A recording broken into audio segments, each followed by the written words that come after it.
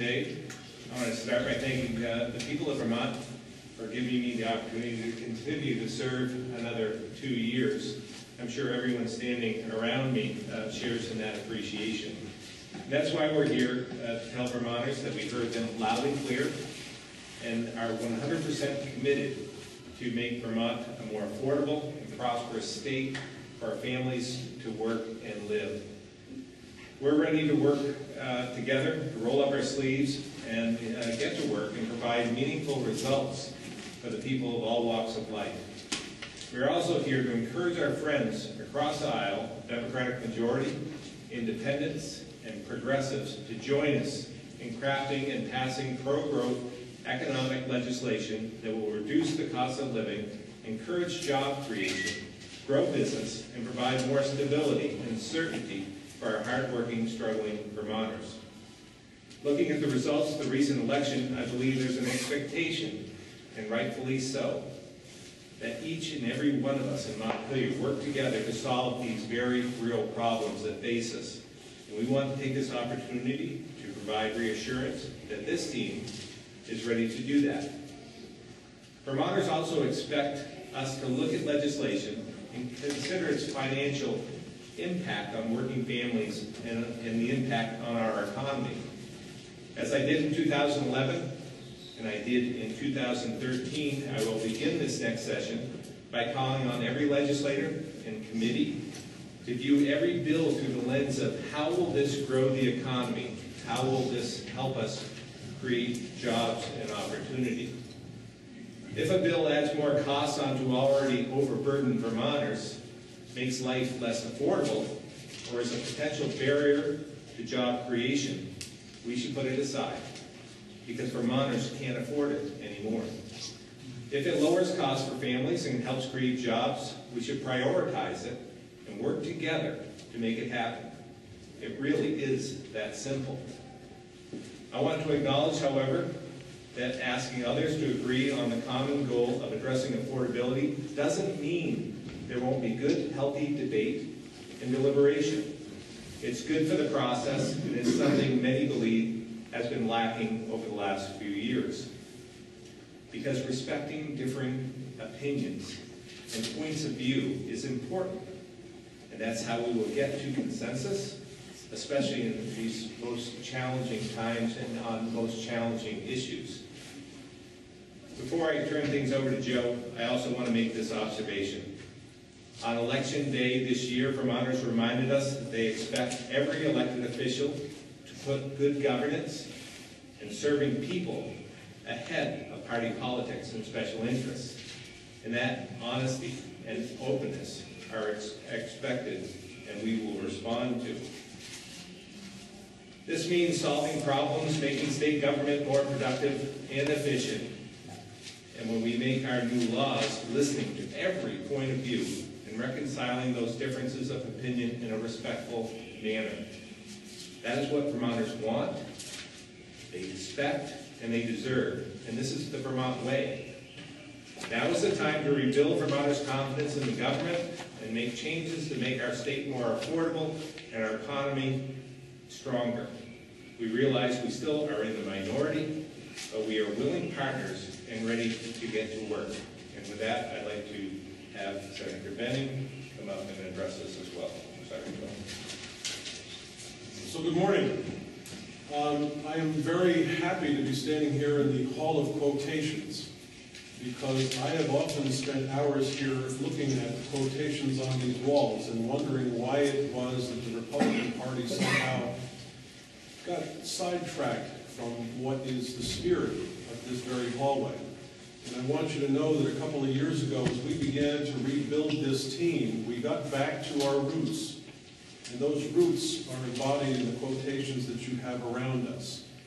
We've done everything we can to listen to what the concerns of Vermonters are, and we try to re-identify ourselves as a party to address those concerns. And we are well on our way to making that change. I think you can all acknowledge that we have stopped the party hemorrhaging.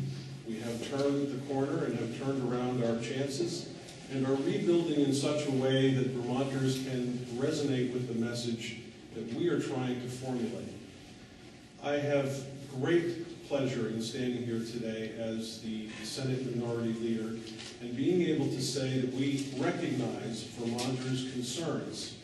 Property taxes, health care, individual taxes, jobs, trying to earn decent living in this state, those are all things we are hearing loudly and clearly.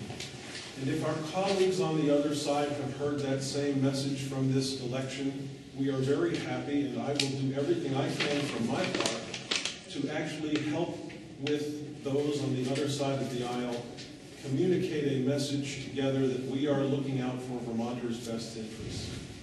And I'd like to close by saying we will do everything on our part from the Senate's perspective to work toward trying to resolve those issues, at least conceptually, prior to town meeting day. There's really no reason why we can't do that if we are all concentrating on what we agree with, as opposed to those things that have traditionally divided us. So with that, I'm going to turn it over to my friend Don Turner, who has finally gotten the message that you don't have to wear blue as a Republican anymore. Thank you, Joe and Phil. I really appreciate that. I'm proud to stand here today on behalf of my expanded House caucus. I want to echo Lieutenant Governor Scott and Senator Benning. We are eager to get to work and collaborate with our Democrat, progressive, independent colleagues on ways to make Vermont more affordable and the economy stronger. As the Lieutenant Governor noted, we're focused on solving problems. And there's an urgent matter that needs immediate attention by both executive and legislative branches of state government, and action cannot wait until January. Vermont's healthcare exchange, known as Vermont Health Connect, has cost more than $100 billion and is still not fully functional and offers only a small number of options to Vermonters. Thousands of Vermonters remain in change of circumstance situations where they are incorrectly billed, dependents are not covered, and doctors are not being paid. This is unacceptable.